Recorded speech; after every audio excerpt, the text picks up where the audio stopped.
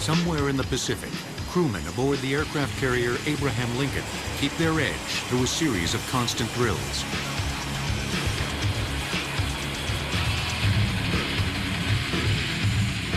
During combat, each of these planes will carry tons of deadly explosives. The Lincoln's vast arsenal of bombs is stored below decks, ready to strike when the order comes. So this is our finished product, the GBU-31 Victor II. Of course, we have the bomb body assembly. We have the strakes, which will actually stabilize the weapon's movement in flight as it heads toward its target. There's a lot of danger involved down here because if we don't do our job right, something very bad could happen to the ship and the crew.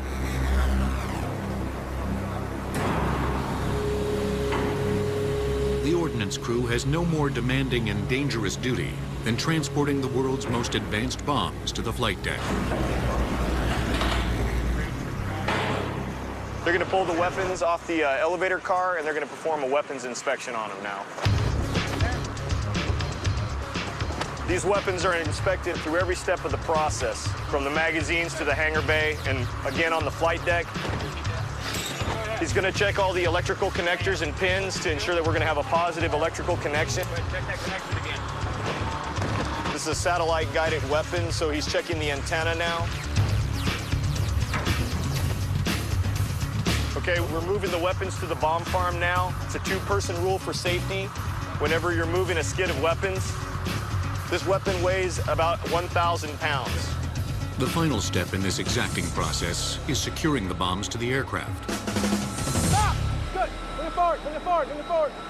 Once I'm locked up and ready to go, that's good right there. That's good right there. Check my whole pylon, make sure my pylon's still on the jet. Make sure all my pins are up. Make sure all my pins are flush. I got a pin back here that's in there. Gotta make sure it's good and on. This cable that he's gonna put on right now makes the aircraft to the GPS system in the bomb. Make sure the bomb knows where it's going. Right before the bomb comes off, it feeds all the systems to it.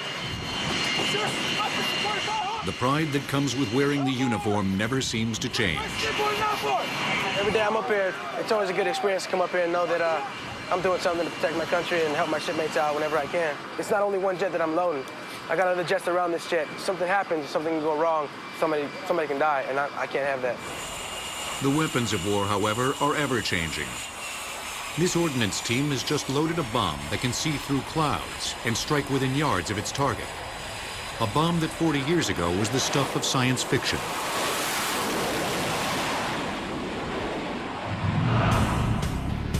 Until the 1960s, all aerial bombs were gravity-driven.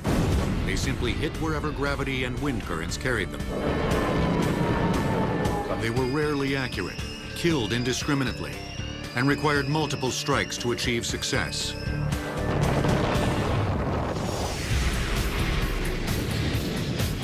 But the modern battlefield is dominated by smaller, more accurate, smart bombs, designed to surgically eliminate military targets. We don't have to drop something down that'll take out an entire city block, because we don't know which part of the block it's going to land in. Now we can put it in a certain building, so now we're getting to the point where we can put it in the third-story window of a certain building. The Iraq Wars of 1991 and 2003 demonstrated how bombs have evolved into precise, sophisticated weapons. During Operation Desert Storm, the U.S. used 7,400 tons of guided munitions. In Operation Iraqi Freedom, more than 10,000 tons.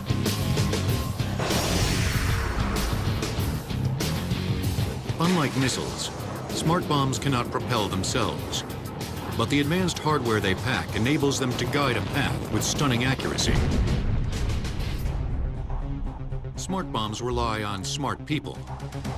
A laser-guided bomb depends on either a second aircraft or a soldier on the ground, getting close enough to the target to mark it with a laser.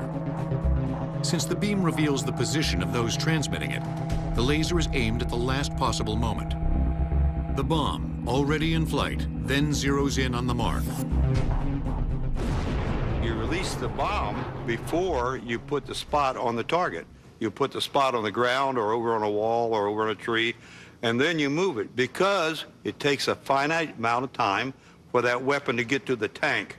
And the tanks sometimes turn around and shoot the laser operator, and he don't like that. Another type of smart bomb, a TV-guided weapon, is steered remotely by a bombardier operating video game-like controls. A TV-guided weapon, when you saw it, as it got closer to the target got bigger and bigger and bigger until it flashed out, because you're seeing the camera moving closer and closer to the target. Although 1990s-era smart bombs struck with great precision, they relied on visual identification of targets. Cloud cover or smoke from fires could obscure targets and force the cancellation of bombing missions. No inventory on the target. I say again, I can't see the target. In 1991, immediately after Desert Storm, engineers began seeking a solution. They knew the U.S. needed an all-weather smart bomb. It needed JDAM, Joint Direct Attack Munitions. JDAM has been used in combat in Kosovo, Afghanistan, and Iraq, and something on the order of 15,000 JDAMs have been dropped in combat.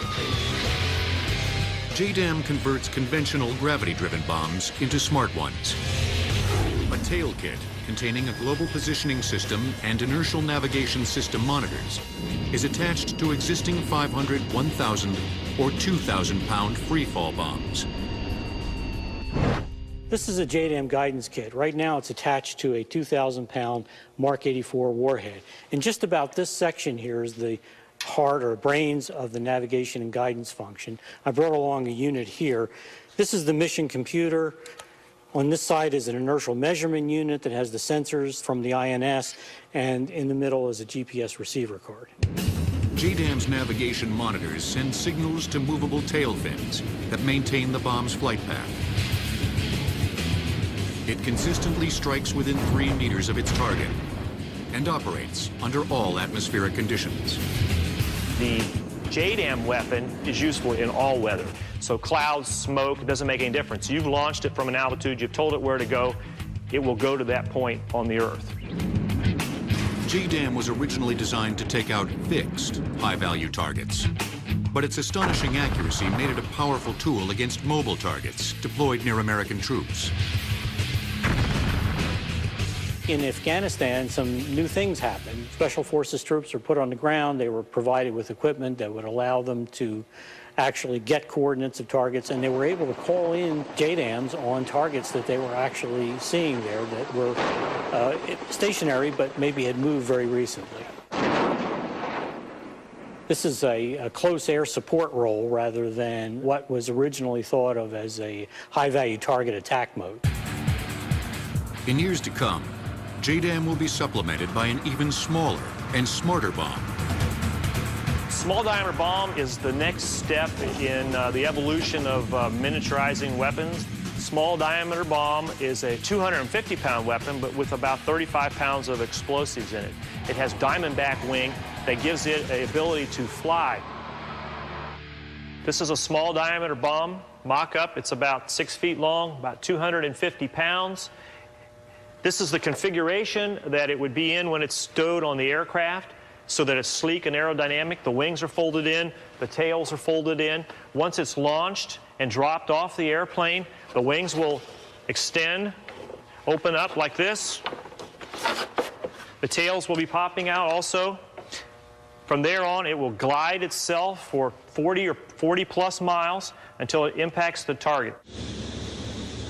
Small diameter bombs enable planes to carry more weapons and pilots to fly fewer sorties. Smaller bombs also create opportunities to strike multiple targets during a single mission.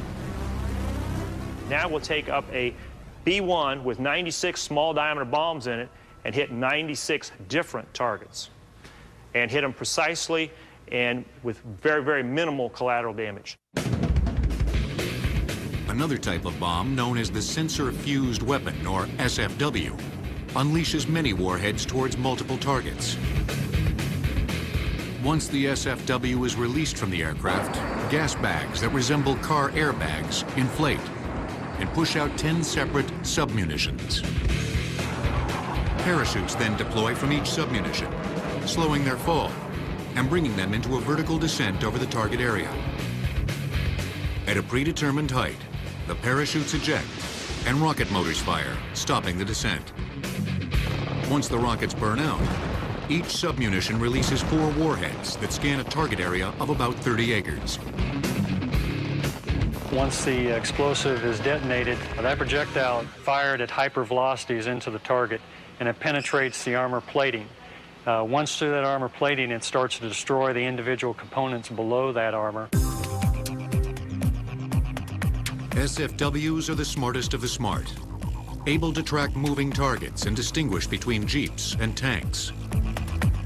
Each of the 40 warheads has a laser sensor that searches for changes in height, such as the distinctive contour of a vehicle.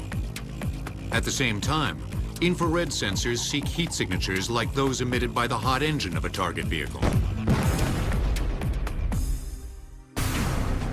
SFWs played a critical role in Operation Iraqi Freedom. We had lighter armored Marine forces making their initial push into Baghdad, starting to come into the lead elements of the Iraqi Guard that were positioning themselves to ambush and potentially attack the U.S. forces entering that area. Called in SFW strikes, and the passes of those weapons absolutely decimated the Iraqi Guard troops before they were able to effectively employ against the Marine units. During the height of Operation Iraqi Freedom, SFWs were used 68 times to devastate enemy forces. Sensor-fused weapons are at the cutting edge of so-called data link munitions, bombs able to identify targets and adjust to attack the highest value kill. Finely tuned image seekers and complex computer algorithms will soon increase the level of information and may eventually be able to distinguish between hostile and friendly targets. While the first Gulf War accelerated the development of smaller bombs, it also led to the creation of the largest non-nuclear device ever made, the mother of all bombs. The word bomb derives from the Latin bombus, meaning a booming sound. Bombs will return on Modern Marvels.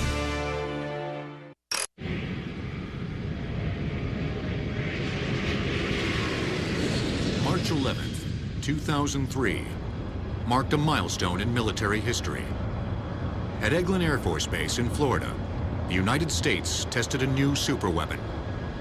MOAB, short for Massive Ordnance Airburst, quickly became known as the mother of all bombs. This massive weapon creates a blast radius stretching a mile in each direction. The MOAB is made out of an aluminum skin, a very thin aluminum skin. And the reason we did it that way was in order to maximize the blast effect. We did not want the airframe of the bomb to interfere with the development of a blast wave that has the impact to the target. The world's largest non-nuclear weapon, MOAB is over 30 feet long and weighs more than 21,000 pounds. It's no easy task to accurately maneuver such a behemoth through the skies toward its target. Engineers overcame the challenge with a grid fin design that provides great aerodynamic lift.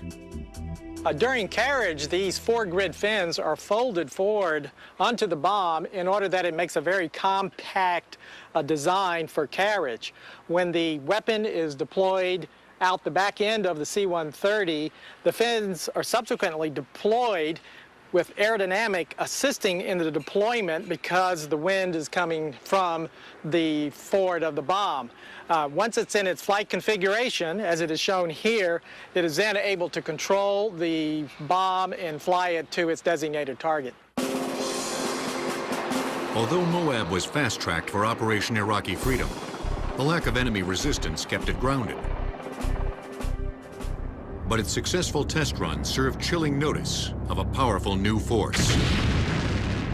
The largest guided bomb in the history of the world, with the tremendous impact and detonation of this explosive, really just shook the area. And the shockwave could be heard for miles and miles. The deadly potential of bombs such as MOAB is the result of hundreds of years of evolving technology.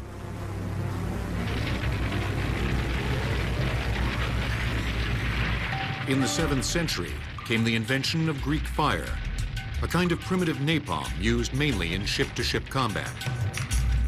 It was a terror weapon of its day. The formula was either never written down or was lost. It was regarded as a great military secret of the time, much as nuclear technology is today. In 12th century Europe, a new substance emerged with one great advantage. It exploded. Black powder, what we know as gunpowder, was believed to have such mysterious powers that some deemed it a tool of the devil. Its mixture of sulfur, charcoal, and saltpeter produced the first true explosive.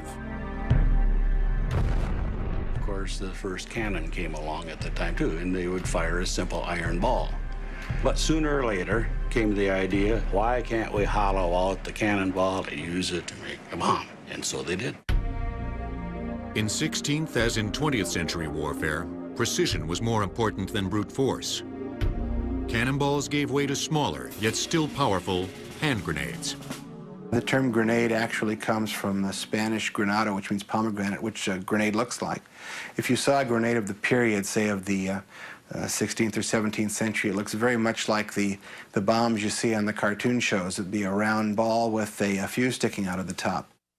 For grenadiers, bravery was the first order of business. They carried up to a dozen highly volatile 3-pound iron grenades right to the front lines. Then they lit the fuses and threw the grenades at the last moment before quickly retreating. Grenadiers are famous because they were brave and they were big. And they were the real shock troops of the day. Grenades used in the American Civil War were detonated by percussion caps, a recent invention that eliminated the reliance on an exposed, delicate flame trailing down a fuse. The percussion system involved a thin metal cap containing black powder or a similar substance that exploded on impact. When detonated, a spark shot into the main charge, igniting it. In 1846, the Italian chemist Ascanio Sobrero invented nitroglycerin, a highly volatile mixture of sulfuric and nitric acids and glycerin. Simply tapping a jar of nitroglycerin was enough to trigger an explosion. They say it'll go off if you look at it cross-eyed. But it was Alfred Nobel, around 1866, came up with the concept of taking this dreadfully dangerous liquid and infusing it through clay, basically making a solid that could then be packed into a cylinder or into a cardboard sheath and used as an explosive. By stabilizing the nitroglycerin, Nobel had created a far more controllable substance, dynamite. He then modified the percussion cap so that only an electrical charge would ignite it. You can take a stick of dynamite and you could whack it on the table or drive a nail into it or anything of that nature, and chances are it would not go off. TNT is very similar to dynamite, but it's also malleable, enabling it to be molded into bombs of any shape. TNT was developed at the dawn of the 20th century, just in time for it to be used in the bloodiest conflict yet seen in human history. In 1242, the English scientist Roger Bacon wrote the first known recipe for gunpowder. He was so frightened by the danger of this mixture that he disguised the recipe in a nearly indecipherable anagram. Bombs will return on Modern Marvels.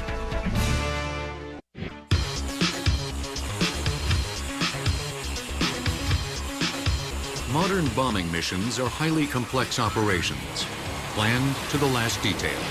Going out the door, walking to your jet, you know what target you're going for. As soon as you get into range of that target, you're dropping automatically. High-tech bombs help pilots distance themselves from harm's way. The more complex and more accurate we can get our weapons, the better it makes me feel as a pilot. Being able to stand off from the target and release a weapon is a comforting feeling. History's first aerial bombers were right in the thick of the action. After the advent of airplanes early in the 20th century, military leaders adapted them for combat and changed warfare forever. There weren't any bomb sights or bomb racks, but you could take an artillery shell and have fins fabricated for it and drop it over the side just by hand using an eyeball to estimate it and maybe hurt somebody by chance. And so each side did that. Aviation technology progressed rapidly. By 1918, single-engine biplanes had been replaced by multi-engine aircraft, capable of carrying 1,000 pounds of bombs.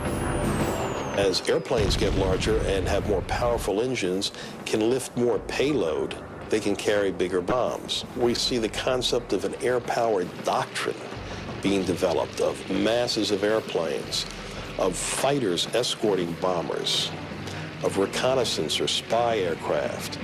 So much of what we see over the next 60 years in aviation had its birth in World War I. 2 decades after the war to end all wars, World War II sparked a massive escalation in aerial bombardment. Huge raids, first by the Germans and then by the Allies, demonstrated the destructive power of the conventional aerial bomb.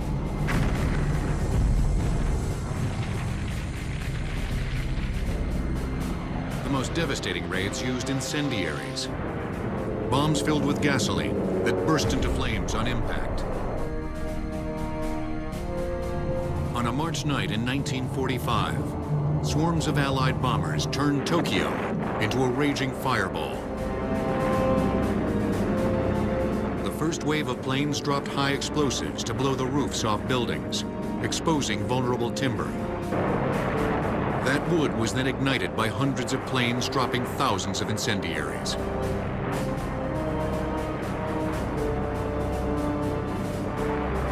Temperatures soared above 2,700 degrees Fahrenheit.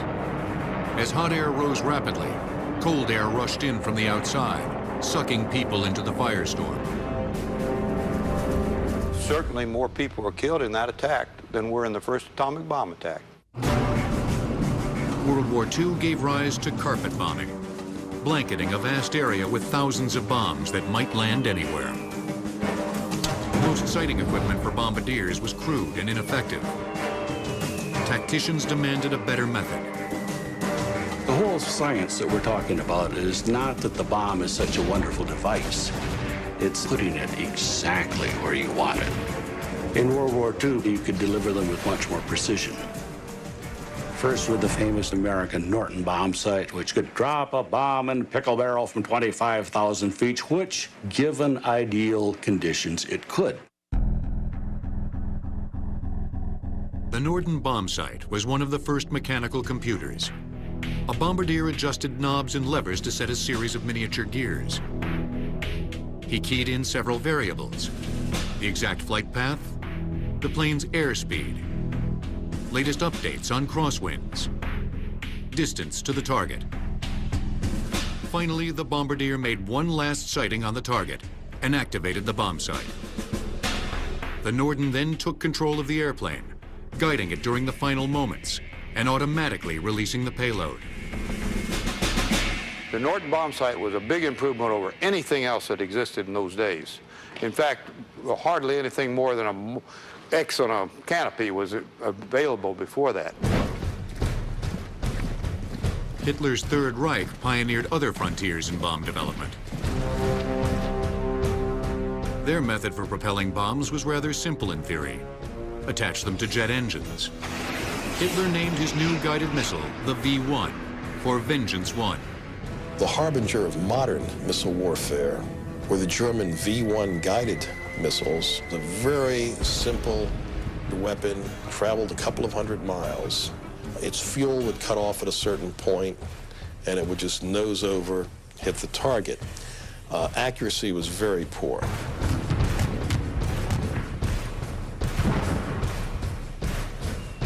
The V-1 program, however, was just part of Germany's plan for ultimate victory. In 1938, German scientists fueled Hitler's dream of world conquest when they discovered nuclear fission. Very quickly, that information spread throughout the scientific community. The moment that information spread, it was immediately realized that this discovery could be used to make a great source of energy or a bomb. By 1942, the threat of Germany producing a nuclear weapon compelled American leaders to take bold action. The race was on to create the world's first atomic bomb. In addition to Hitler's V-1 jet-propelled bomb, Germany produced the more powerful V-2 model. It was the world's first ballistic missile and had a range of up to 250 miles. Bombs will return on Modern Marvels. Today, the awesome destructive power of nuclear weapons is a basic fact of life. The knowledge needed to create atomic bombs is widely accessible. Only the scarcity of nuclear materials limits their proliferation. In the 1930s, only a handful of scientists envisioned the possibilities of nuclear weapons. Nuclear fission requires an extremely dense material, such as uranium or plutonium, which becomes the core of the bomb. The atomic bomb goes off because you have a mass of plutonium struck by a neutron that gives you fission that produces more neutrons, that hits more plutonium, that gives you more fission, releasing more neutrons. That's what they call a chain reaction. And it just goes on until the whole thing blows apart. It takes less than a millionth of a second. Hitler held an early lead in the atomic race destined to redefine the course of history. But he squandered his advantage by threatening his best scientists. The problem was so many of the German scientists were Jewish, and Hitler had no use for Jewish science or Jewish scientists. And so many of them escaped, came to the United States, carried on the idea, and eventually they realized that this could lead to practical results as a controlled explosion, a bomb. Scientists, including the great Albert Einstein, worried that Germany might still become the first nation to produce an atomic bomb. Hungarian refugee physicists in the United States, Leo Szilard and Edward Teller, encouraged Einstein to write a letter to President Franklin Roosevelt, urging him to speed development of a nuclear weapon. They knew they needed Einstein's clout to get the president's ear. Szilard actually wrote a letter. Einstein was on summer vacation at the north end of Long Island, and Szilard, a very ingenious man, knew everything in the world, except he did not know how to drive a car. So he asked me to drive him to Einstein. When Einstein read what Szilard has written, asked a few questions about it, and then said yes, yes, and signed it. Einstein's urging and the looming threat of an atomic bomb in the hands of the Nazis compelled Roosevelt to take action. In late 1942, he authorized the Manhattan Project, an all-out effort to build the world's first atomic bomb. It soon became one of the most ambitious undertakings in American history. It was 150,000 people, $20 billion in today's money, and it literally spread from sea to sea, from Hanford, where they were making plutonium, back to Oak Ridge, where they were making enriched uranium and U-235. Every major university, every major corporation in America was involved. Los Alamos, New Mexico was chosen as the headquarters of the project. Far from the coasts, the tiny city could be neither observed nor bombed from the air. Its climate permitted outdoor work year-round. It also had a rail line to transport personnel and supplies, as well as a complex of school buildings that could be converted to engineering labs. As secret as the Manhattan Project was, the kids at the Los Alamos Ranch School were no dummies. When two special visitors arrived, the students recognized them instantly. They were international physicists, nuclear physicists that they had seen in their textbooks. So the kids knew something big was going to happen, and it was going to involve nuclear physics. For the next 27 months, scientists raced the clock to create the world's first atomic bomb. They toiled day and night, squeezing a decade's worth of advances in physics and engineering into a handful of months. In the summer of 1945, Manhattan Project scientists put the finishing touches on the bomb. On July 16th, in southern New Mexico, engineers prepared to test it. Codenamed the Gadget, it was hoisted atop a huge tower. Some scientists worried that the chain reaction they hoped to trigger would fail to occur. Others feared the opposite, that the explosion would prove so powerful, it would set the atmosphere on fire. A terrific storm, an electrical storm, started early in the morning, and the fear was it would spontaneously somehow detonate the device. The weather cleared just around 5:30. They started the countdown, and history began. I was there, 20 miles away from the explosion. And what I saw was disappointing. Just a little light on the horizon. We slightly grew. And so I tried to look out, aside from some dark glasses and protection. And suddenly, as though in a complete dark room, the curtains would have been raised. The light was streaming in. That was perhaps not quite a minute after the explosion. Then I was impressed. It became brighter and rose, and I knew, that soon it will be used over Japan, and then it will not be just an experiment. After the test, engineers completed the construction of 2 bombs. Little Boy contained a uranium core, and Fat Man held the recently discovered plutonium. Harry Truman, who had assumed the presidency when FDR suddenly died, made the fateful decision that using the bombs would shorten the war and forestall a bloody invasion of Japan. On August 6, 1945, the U.S. B-29 bomber Enola Gay took off with Little Boy for Hiroshima, Japan. At 8:15 a.m., from an altitude of 31,000 feet, it jettisoned its payload and raced away from the target area. The first part of the firing sequence was when wires, which were attached to the bomb and attached to the plane, pulled out. These started 15-second clock timer switches, which then made sure that the plane was completely away, that it had made this diving turn and was out of the area.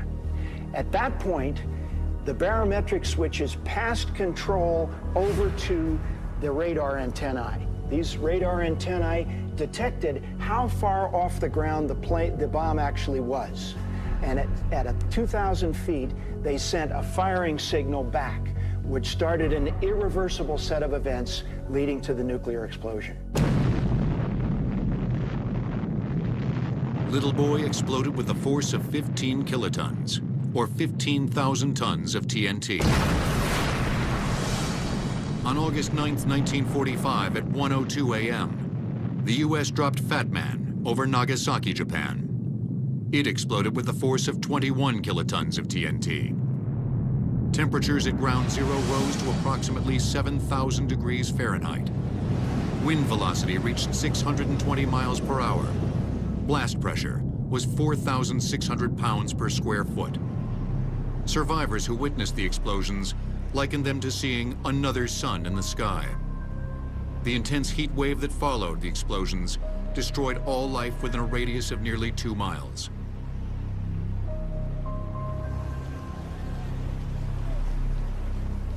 Little Boy and Fat Man killed an estimated 200,000 people. As horrible as it is to say, it was a blessing because the Japanese people were able to surrender then. Their military did not permit them to surrender, wouldn't countenance it, until finally, after the second bomb was dropped, the emperor insisted upon it. 4 years after Hiroshima, in August 1949, the Soviet Union shocked the West by detonating its first atomic weapon. By the end of that year, there were rumors that the Russians were close to producing a fusion or hydrogen bomb, said to be 1,000 times more powerful than the atomic bomb. Fusion is the opposite of fission, whereas fission is splitting apart, splitting a very heavy uranium or plutonium nucleus. With fusion, you're going to the other end of the periodic table of elements, to the very lightest ones, and you are fusing them or squeezing them together, squeezing the nuclei together to make a new compound or a new element. The superheated material expands violently to cool itself, generating the enormous shockwave of a hydrogen blast. In January 1950, President Truman ordered the United States to investigate the possibility of producing hydrogen bombs. Physicist Edward Teller was placed in charge of the program. I worked on it probably longer than anybody else. Certainly earlier than anybody else, knowing what we did. The question arose, shall we now go ahead? Among the people who had enough access in Washington and enough reputation to be listened to, I was the only one who said it can be done and it should be done. Within 3 years, both the US and Russia developed hydrogen bombs. Soon afterwards, both countries adopted the military strategy called MAD, for Mutual Assured Destruction. Each side recognized that any full-scale use of nuclear weapons would decimate both nations.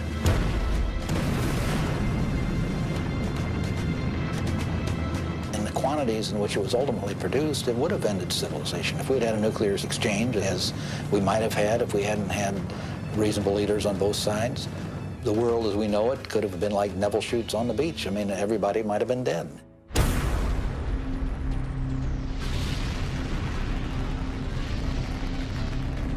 During the Cold War, the overwhelming destructive firepower possessed by the superpowers actually helped avert a nuclear nightmare. But today, new terrors and new tactics have given rise to grave new threats.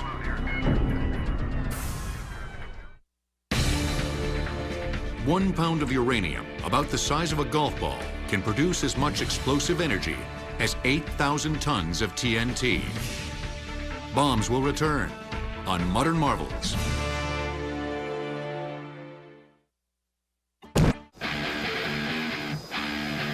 In the 21st century, Los Alamos, birthplace of the atomic bomb, continues to lead the way in American nuclear research. It's home to a facility called DART, that's short for Dual Axis Radiographic Hydrodynamic Test Facility. We want to understand how our weapons are going to work and if they're going to work reliably. Are they aging? Will they work if we ever need them? Are they safe as they currently are? DART is one way that we can run very controlled experiments with non-nuclear materials and understand the data. Much of the U.S. nuclear stockpile dates from the 1960s and 70s and has long exceeded its design shelf life of 15 to 20 years. Will these aging warheads still detonate? Will they remain safe and secure in the event of an accident? Answering these questions becomes ever more difficult because the U.S. no longer tests actual warheads. International treaties enacted in 1962 and again in 1992 first moved nuclear tests underground and then banned them entirely. It's much like trying to maintain a fighter aircraft without ever being able to turn it on or fly it. You have to examine all the components of that piece of equipment, study them very carefully, put them back together again, and then certify that if you need to fly that aircraft, it'll work. And that's what we have to do with nuclear weapons. DART tests the viability of America's nuclear weapons by simulating the effects of a nuclear blast under controlled laboratory conditions. CDU's charge count begins at 5. 5, 4, 3, 2, 1, fire. The instant of detonation is captured by two giant X-ray machines, set at a right angle. They fire extraordinarily brief and intense flashes of radiation to create a 3D image. The actual X-ray images are classified. These computer simulations depict the type of activity seen during the explosions. The reason we have to use X-rays to penetrate these experiments is because they're very dense material and the explosion is occurring very quickly. You could never film what's occurring inside the experiment with traditional cameras. You must penetrate it with X-rays to look through it. This is the electron beam accelerator. That's the heart of the first start X-ray source. We make electrons and then convert those electrons into X-rays. The electrons are generated first here and then are accelerated in the electron beam accelerator itself. Think of the electron beam accelerator like a marble rolling down a staircase. Every time the marble reaches the stair, it gains energy as it falls down. Well, our marbles are electrons, and each time it reaches an area of the accelerator shown by one of these cans, it gains energy. A tremendous amount of power is generated to fire the high-powered X-ray bursts, which last less than 1/10,000th of a second. Each of these power supplies produce 250,000 volts. When we combine their output, DART produces a 15 million volt pulse for 70 billionths of a second. As DART continues analyzing nuclear warheads, other organizations struggle to defend against a very different type of weapon. They're the bombs used by terrorists, so-called improvised explosive devices, or IEDs. These homemade bombs have grabbed headlines and shattered the lives of thousands around the world. In Oklahoma City, Madrid, and London. Terrorists are not stupid. They don't just throw an IED out somewhere and hope somebody runs across it. Every single IED bomb has a target. The difference is it's hard for maybe somebody standing back to look at it and figure out what the target is. IEDs generally use basic materials and simple techniques. Any device that sends an electronic signal, a garage door opener, a TV remote, or a cell phone can trigger a deadly explosion. You're really going up against not something conventional, but somebody else's imagination, somebody else's mind. What can they put together? What can they come up with? And how can you be smarter than them and defeat it? The hardest terrorist to defeat is the one willing to give his life. What we face today is an extraordinary paradox. On the one hand, the developed nations have these weapons of enormous destruction, these megaton-level nuclear weapons, capable of destroying a whole city. On the other hand, in this incredible asymmetry, we worry about people arriving inside a crowded pizza parlor with an explosive strapped around their waist. For decades, the threat of mutual assured destruction helped the US and the Soviet Union to maintain a fragile peace. Today, a new global battle pits the world's most advanced weapons against low-tech terrorist explosives. The future is uncertain, but it seems clear that bombs will continue to play a decisive and devastating role in human affairs.